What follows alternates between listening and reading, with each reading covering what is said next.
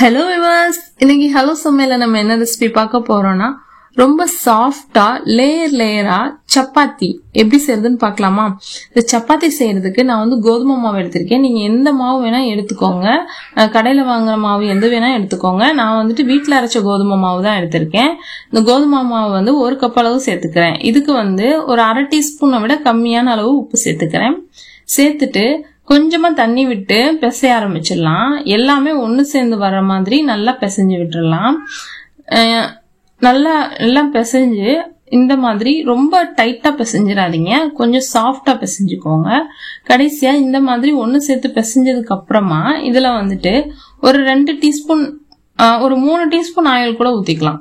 பாருங்க, 3 டீஸ்பூன் ஊத்திருக்கேன். நம்ம எவ்வளவுக்கு எவ்வளவு சப்பாத்தி பிசையும் போது நம்ம வந்து ஒரு 3 டீஸ்பூன் 4 டீஸ்பூன் சேர்க்கிறோமோ அது வந்து நம்ம சப்பாத்தி செய்யும் போது நமக்கு எண்ணெயே தேவைப்படாது. அதனால நம்ம இப்ப சேர்க்கிற எண்ணெய் தான்.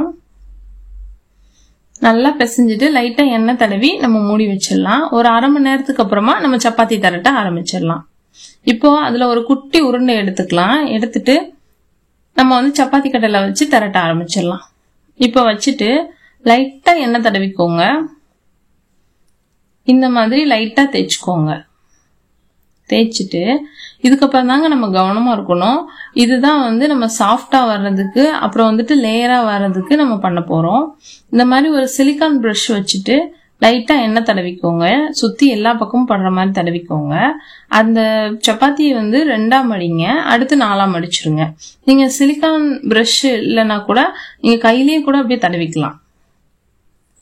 இந்த மாதிரி எண்ணெய நல்லா தடவிட்டு மடிச்சு நம்ம செய்யும் போது நமக்கு சப்பாத்தி வந்து உள்ளெல்லாம் வந்து லேயரா இருக்கும், அதே சமயம் ரொம்ப சாஃப்டா இருக்கும். நீங்க நார்மலா செய்யறத விட இந்த மாதிரி செஞ்சீங்கன்னா ரொம்ப ஷாக் ஆயிடுவீங்க, ரொம்ப சாஃப்டா இருக்கும். பாருங்க, இந்த மாதிரி உங்களால எந்த அளவுக்கு இது ரவுண்ட் ஷேப்ல தேய்க்க முடியுமோ தேய்ச்சிக்கோங்க.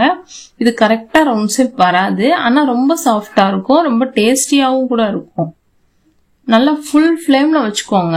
தோசைக்கல் வந்து நல்லா காயணும், அப்பதான் வந்து இந்த சப்பாத்தி கரெக்டா சாஃப்டா வரும்.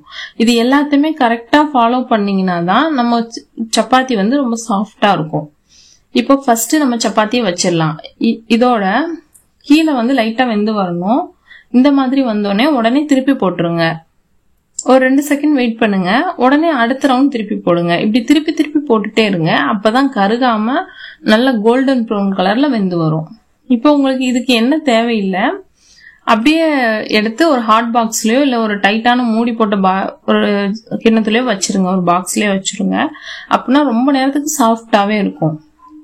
இல்ல உங்களுக்கு என்ன வேணும் அப்படின்னா லைட்டா அந்த சிலிக்கான் பிரஷ்லயோ இல்ல ஒரு ஸ்பூன்லயோ வந்துட்டு லைட்டா எண்ணெய் ஸ்ப்ரெட் பண்ணுங்க. ஒரு 1/4 டீஸ்பூன் எண்ணெயை விட கம்மியாவே நீங்க எடுத்து இப்படி லைட்டா இது பண்ணீங்கன்னா இன்னும் டேஸ்டாவும் இன்னும் வந்து சாஃப்டாவும் இருக்கும். எண்ணெய் தேய்க்கணும்னு அவசியம் இல்ல, பிடிச்சிருந்தா தேய்ச்சிக்கோங்க. பாருங்க, இந்த அளவுக்கு நல்லா திருப்பி போட்டு கலர் எவ்வளவு அழகா சேஞ்ச் ஆகி வந்திருக்கு பாருங்க, சூப்பரா இருக்கும். ட்ரை பண்ணி பாருங்க. இந்த சப்பாத்திக்கு வந்து நம்ம எல்லா விதமான சைடிஷ்மே வந்து நம்ம யூஸ் பண்ணலாம். நான் வந்து பன்னீர் பட்டர் மசாலா, சென்னா மசாலா, அப்புறம் வந்துட்டு சிக்கன் மசாலா எது வேணாலும் யூஸ் பண்ணிக்கலாம். எது வச்சு சாப்பிட்டாலும் ரொம்ப டேஸ்டா இருக்கும். இப்போ வந்துட்டு ரெடி ஆயிடுச்சு, நம்ம சப்பாத்தி ரெடி ஆயிடுச்சு. இப்போ நீங்க வந்து ஒரே ஒரு டிப்ஸ் மட்டும் ஃபாலோ பண்ணுங்க. சப்பாத்தி செஞ்ச உடனே ஒரு டைட்டான ஒரு பாக்ஸ்ல போட்டு மூடிடுங்க. அப்பதான் வந்து 2 மணி நேரத்துக்கு 3 மணி நேரத்துக்கு கூட நம்ம சப்பாத்தி நம்ம செஞ்சும் போது எப்படி இருந்துச்சோ அதே மாதிரி சாஃப்டாவே இருக்கும். இந்த சாஃப்ட் சப்பாத்தி வீடியோ உங்களுக்கு பிடிச்சிருந்துச்சுன்னா ஹலோ சமையல் சேனலை சப்ஸ்கிரைப் பண்ணுங்க, லைக் பண்ணுங்க, ஷேர் பண்ணுங்க.